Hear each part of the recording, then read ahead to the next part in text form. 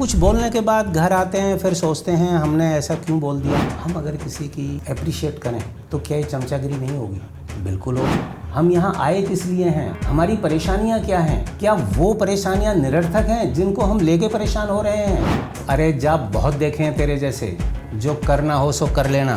मैंने तुझे क्या समझा था और तू क्या नहीं कर। टू बी वेरी फ्रैंक, मैं बड़ा साफ बात करता हूँ, बिना लाग लपेट के बात करता हूँ। जीवन की सच्चाई को अगर हम समझो कि अंधेरे में देखने की कोशिश करेंगे ना, नहीं देख पाओगे। दिल की राह सच्ची राह है। अगर आपके मन से किसी के प्रति एप्रिसिएशन निकलनी है तो वो कितना ही बड़ा व्यक्तित्व क्यों ना हो, कितनी बड़े पद पे क्यों ना बैठा हो, बेझिझक कहिए आज बड़े अच्छे लग रहे हो सर आप। शब्द बड़े गहरे करते हैं, घाव करते हैं, बहुत गहरे घाव करते हैं। प्रिय प्राणीजन बंधुओं, जीवन के इस टेढ़े मेढ़े रंगमंच पर सभी दर्शकों का स्वागत है। जीवन ही है, ये हर पल बदलता रहता है। यहाँ कभी कठिनाइयाँ आती हैं तो कभी उल्लास से भरे हुए क्षण आते हैं। आज हम चाहते हैं कि आप दर्शकों में से कोई पूछे, अगर उनका कोई क्वेश्चन है तो। सर, आज मेरा एक जो क्वेश्चन है, जो काफ़ी ऑडियंस ने भी पूछना है यहाँ पे, लोग ये जानना चाह रहे थे, जैसे कि आपने पिछली वीडियो में बताया था कि आप बताएंगे कि साइलेंस को लेकर, मौन को लेकर, कि इनकी क्या इम्पोर्टेंस है, इंसान को कैसे मतलब अपनी बात को प्रकट करना चाहिए, कब उसको मौन रहना चाहिए। राइट। जब से हम पैदा हुए हैं तो हमारा जो लालन पालन होता है वो एक स्टेज वाइज होता है। अभी हम बैठना सीख गए, अभी हम चलना सीख गए, तो धीरे धीरे हमें बोलना भी सीखना पड़ता है। बोलते वक्त हमें वो बहुत सारे शब्द, बड़ी खुशी होती है जब मम्मा बोल दिया, पापा बोल दिया, या ऐसे कोई भी एक शब्द जब बच्चा बोलता है, और धीरे धीरे बच्चे को हम ये सिखाना शुरू कर देते हैं कि आपने सारे शब्दों को कैसे कैसे अच्छे तरीके से बोलना है। नए नए शब्द बताते रहते हैं। लेकिन सच्चाई ये बात भी है कि हम पूरे जीवन भर मैंने पूरे जीवन में ये देखा है, महसूस किया है कि हर व्यक्ति ये सीखता रहता है कि क्या बोलना है, कब बोलना है, कहाँ चुप रहना है, कैसे बोलना है, ट्यून क्या रखनी है, कहीं ऐसा तो नहीं कि इसका प्रभाव जो मैं चाहता हूँ वो कम होगा या ज़्यादा होगा। ऐसे चुप भी रह सकते हैं, हम सोच भी सकते हैं। ये जीवन है, ये जीवन इतना जटिल नहीं है जितना हमने बना रखा है।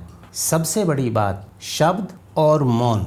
यूनिवर्स में इन दोनों का ही बहुत गहरा महत्व है। शब्दों का अपना महत्व है, मौन का अपना महत्व है। क्या, कब, कैसे, कहाँ, कब बोलना है, जीवन भर हम ये सीखते रहते हैं।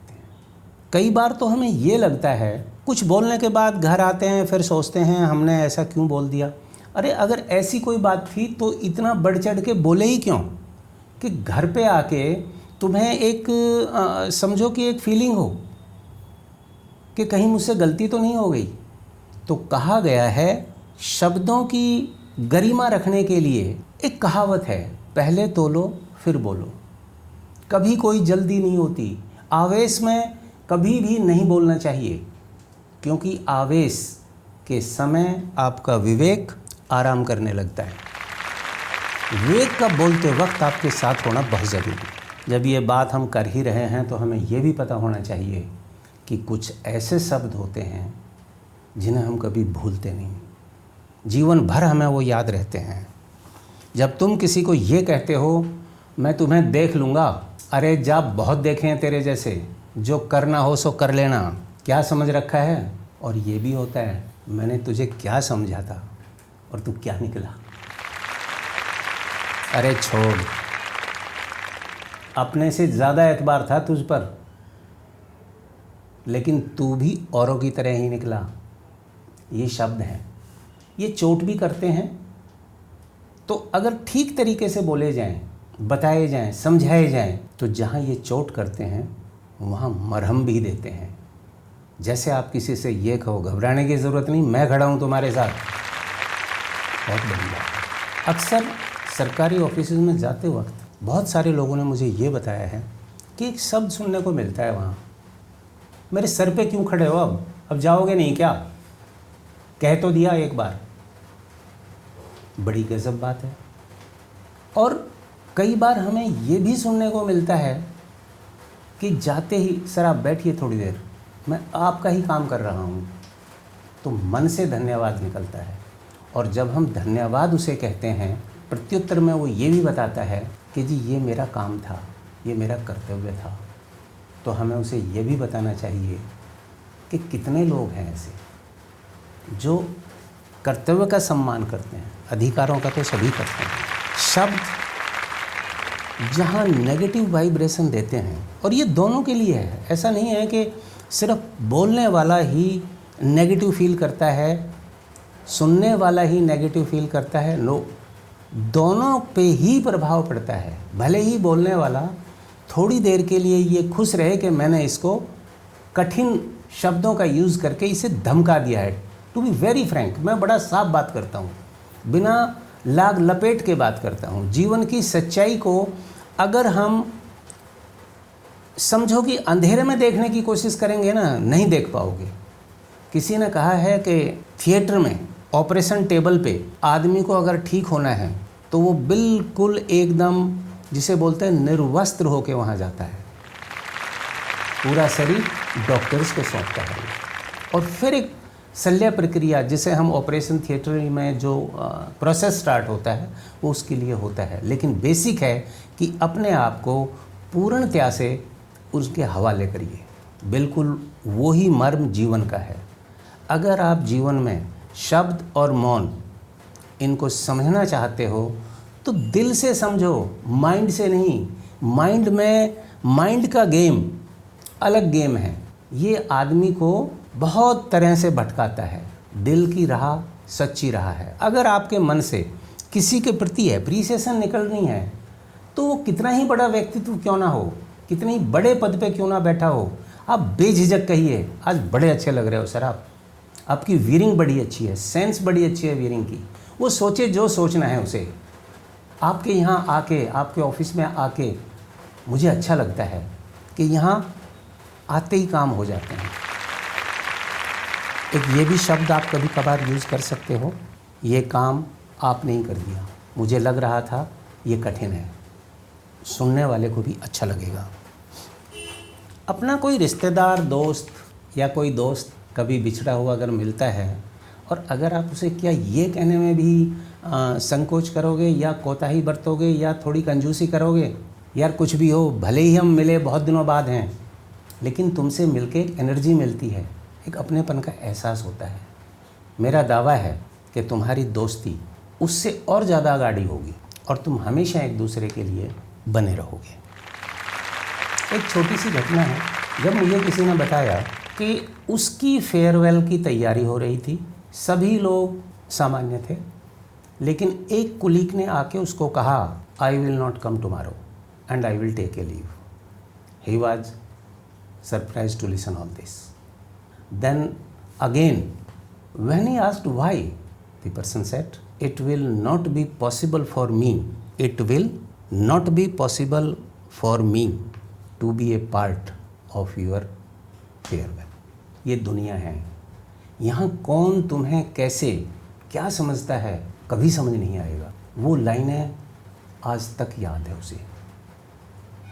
शब्दों की महिमा होती है, शब्द बड़े गहरे करते हैं, घाव करते हैं, बहुत गहरे घाव करते हैं, लेकिन ये भी सच है कि शब्द बड़े बड़े गहरे घावों को भी भर देते हैं।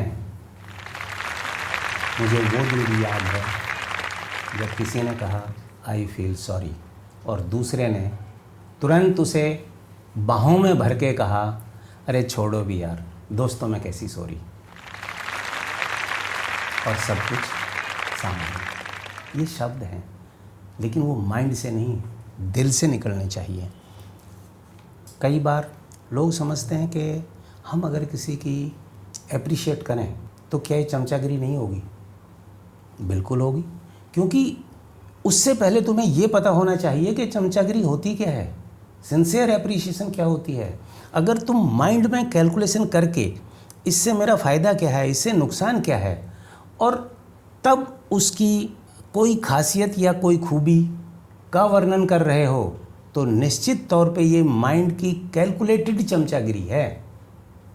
लेकिन अगर तुम्हारे दिल से निकला हुआ एप्रिशिएशन है उसके लिए तो वो सिंसियर एप्रिशिएशन है। और जो लोग सिंसियर एप्रिशिएशन करते हैं, कहते हैं ना, ऐसे लोगों को तो दुश्मन भी याद करते हैं जो विरले मिलते हैं। पर्सनल बताता हूँ एक बारी। मैंने कैबिनेट मिनिस्टर से पूछा कि बहुत सारे लोग ये कहते हैं कि आपके पास यहाँ चमचों की भीड़ लगी होती है। आप मानोगे, उनकी सहजता देख के मैं दंग रह गया। उन्होंने कहा यस, ये बिल्कुल सही है और मुझे पता भी है। तो मैंने कहा फिर आप ऐसा क्यों करते हो? उन्होंने कहा जो सिंसियर लोग हैं वो मेरे या किसी भी कैबिनेट मिनिस्टर के पास जब वो मंत्री बन जाता है तो सिंसियर लोगों का आना जाना थोड़ा कम होता है। लेकिन जो लोग अवसरवादिता के साथ चलते हैं, ऐसी एक भीड़ आ जाती है वहाँ पे। अब क्योंकि ये भीड़ तंत्र है, ये भीड़ तंत्र है, जो लोग मैं चाहता हूँ, जो सिंसियरिटी हैं उनके पास, वो मन से बिल्कुल साफ़ हैं, ऐसे लोग कम हैं क्योंकि वो किसी और काम में भी उलझे हुए हैं। लेकिन ये जो भीड़ है जिसे हम तथाकथित अवसरवादिता की भीड़ बोलते हैं, ऐसे बहुत लोग हैं। मैं उसका जवाब सुन के दंग रह गया। उनकी इज्जत आज भी मैं मन से करता हूँ और ये मैं तुम सब लोगों के सामने शेयर कर रहा हूँ। कितने लोगों में इतना दम है सच्ची बात को बोलने का, लेकिन ये सच्चाई है। कहते हैं शेरो शायरी का अपना एक महत्व होता है। यंगस्टर्स के पास इसकी खान होती है और धीरे धीरे जब इन्हीं चीज़ों में वो जब लाइफ के समझो अंतिम मोड़ पे भी अगर पहुंचता है, सबको ये मौका नहीं मिलता कि हम पूरा भरा पूरा जीवन जिएं, 70 में, 70s में, 80s में या 100 तक पहुँचें, तो वहाँ इसकी ज़रूरत, इसकी कीमत और भी ज़्यादा हो जाती है। जो मैंने सुना वो मैं आप लोगों को बताता हूँ। किसकी खता कैसी खता, किसकी खता कैसी खता, क्यों किसको फिर से सताना। किसकी खता कैसी खता, क्यों किसको फिर से सताना। अरे तेरे दिल का हाल क्या है, ये पास आके बताना।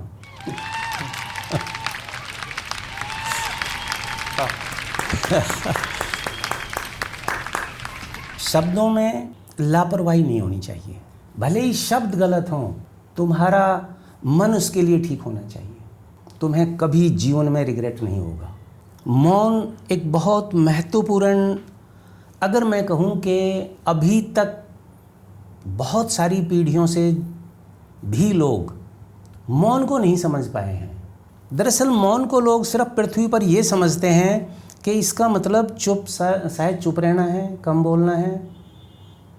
जी नहीं। और इसका ये भी मतलब नहीं है कि किसी से बातचीत करके और मुंह फुला के घूमते रहो और कहोगे नहीं जी मैंने तो मौन धारण कर रखा है। इसका ये मतलब भी नहीं है कि आपने कोई व्रत धारण कर रखा है कि जी मैं इतने दिन तक मौन में रहूँगा। वो एक्शंस हैं आपके, वो ज़रूरतें हैं आपकी। एक्चुअल क्या है कि इस पूरे ब्रह्मांड में लगातार एक प्रक्रिया चल रही है। मैं फिर आपसे बताना चाह रहा हूँ, इस पूरे ब्रह्मांड में लगातार एक प्रक्रिया चल रही है जो इस बात की उद्घोषणा है कि तुम्हारा अस्तित्व क्या है, तुम्हारी पूर्णता क्या है। तुम्हारे पूर्णता की, तुम्हारे अस्तित्व की अगर कोई उद्घोषणा है तो इस ब्रह्मांड में चलती हुई वो कन्वर्सेशन है, उसको सुनना है। और उसके सुनने के लिए तुम्हारे जो मन में प्रक्रिया चल रही है उसे शांत करना है। मन में लगातार एक विचार, कोई कन्वर्सेशन चलती रहती है। कई बार हम जाने अनजाने उसको मनन का रूप दे देते हैं कि मैं तो इसमें सोच विचार कर रहा हूँ। आप कुछ भी करिए, लेकिन उसी प्रक्रिया में जो एक शब्द पूरे ब्रह्मांड में घूम रहा है, जो एक नाद, एक वाद, जो नगाड़े की चोट से भी तेज घूम रहा है, लगातार बज रहा है, एक संगीत है, लयबद्ध संगीत है, एक ऐसा संगीत जिसकी सिर्फ एक थोड़ी सी भी झलक अगर तुम्हें मिल जाए तो संगीत के सारे आस्कर फीके लगते हैं। पहले मौन होने की जो पहली संभावना है तुम्हारी वो ये कि उसकी खोज में लग जाओ, तो धीरे धीरे तुम क्या बोलते हो, कब बोलते हो, कैसे बोलते हो, ये निरर्थक हो जाता है। तुम अपने मन की जो प्रक्रिया चल रही होती है उसी प्रक्रिया के तहत जो एक सार्वभौम पृथ्वी की, प्राकृतिक ब्रह्मांड की जो प्रक्रिया चल रही है, जो तुम्हारे अस्तित्व का निखार करती है, सारी खुशियाँ उसके इर्द गिर्द ही रहती हैं, सारी सक्सेस स्टोरीज उसके आसपास बनी होती हैं। भौतिकता को जिसे हम जीना चाहते हैं वो तो तुम्हें यूं ही मिल जाएगी और तुम कहोगे ये तो आश्चर्य है। एक पल भी इसको जी लेना कई जन्मों के बराबर है। पूरा जीवन सफल हो जाएगा जिस दिन मौन के द्वारा तुम उसको सही तरीके से उस संगीत का स्वरण कर लेंगे। अगर आप चाहते हो कि कंटक विहीन जीवन की वास्तविकता से भरे वीडियोस जिसमें पूरे परिवार की खुशियाँ तुम्हारे आसपास रहें, झोली में रहें, तो ये अपने दोस्तों से डिस्कस करो, अपने कोलीग से डिस्कस करो, अपने सीनियर से डिस्कस करो, बेहिचक डिस्कस करो। कोई क्वेश्चन है तो उसे कमेंट्स में डालिए आप। रिश्तेदारों से डिस्कस करिए, जीवन क्या है, हम यहाँ आए किस लिए हैं, हमारी परेशानियाँ क्या हैं, क्या वो परेशानियाँ निरर्थक हैं जिनको हम लेके परेशान हो रहे हैं। आज से आपको ऐसा अनुभव हो, आप अपनी सफलता की ओर अग्रसित हों, उस ब्रह्मांड में चल रहे नाद को आप सुने। ऐसी मेरी शुभकामनाएं और प्रकृति का आशीर्वाद आपके साथ हो। जल्दी से जल्दी ये वीडियोस आप तक पहुँचें, हमें सब्सक्राइब करिए। ये दुनिया बहुत सुंदर है, यहाँ के लोग बहुत सुंदर हैं, तुम्हारे मित्रगण बहुत सुंदर हैं, तुम्हारा परिवार बहुत सुंदर है। बस देखने का नज़रिया बदलिए। दूसरी पृथ्वी को आप क्रिएट नहीं कर सकते। इसी परिवार में, इसी पृथ्वी पर रहते हुए तुम्हें सारे सुख भोगने हैं। ऐसी मेरी शुभकामनाएं हैं। धन्यवाद। आज महत्वपूर्ण दिन 8/8/2024। थैंक्स। दोस्तों, अगर आपको ये वीडियो पसंद आया है तो आप प्लीज़ इस वीडियो को देखिए, लोगों के साथ शेयर करिए, सब्सक्राइब करिए, और आप जो भी फील करते हैं इस वीडियो को देख के, आप अपनी कोई प्रतिक्रिया बताना चाहते हैं तो इस वीडियो के कमेंट सेक्शन में हमें ज़रूर बताइए।